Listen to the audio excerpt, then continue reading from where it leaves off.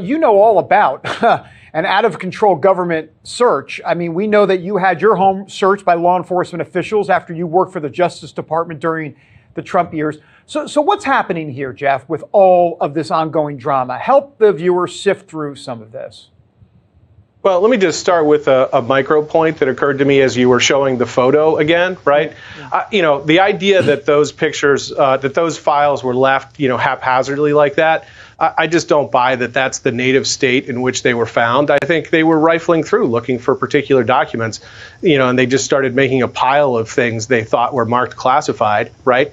But then by the same token, they say they took the passports because they were mingled with other things like in a desk drawer, right? But that doesn't really make sense because clearly they could discern which ones were the ones they were looking for and which things were irrelevant, like the passports, right? So they took the passports anyway, and now they're just kind of trying to,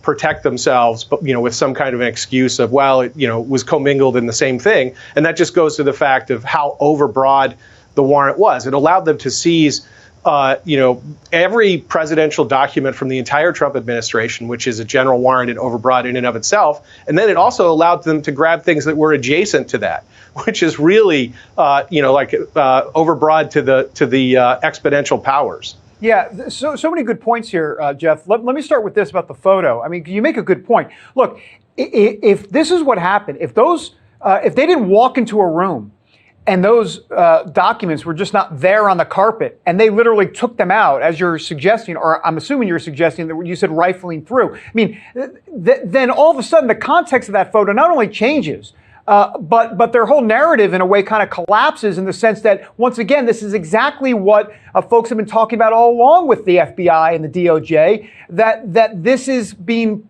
all pushed to one sort of narrative, that they're going to now, I don't want to call plant documents, but if you're going to take documents out of a folder and put them on the floor and then suggest that that's how you found them in their native state, I mean, that's just, I can't even imagine. Right. Why would they do, they would be, I know why they would do it, but to me, it's just like you're shooting yourself in the foot here.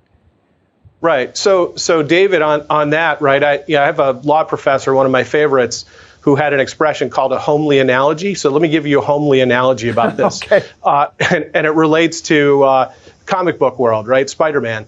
I seem to remember that there were a lot of plots in Spider-Man, because he was the reporter, right, Peter Parker, for J. Jonah Jameson, where, because he was taking the pictures, he was sometimes urged by J. Jonah Jameson to stage pictures.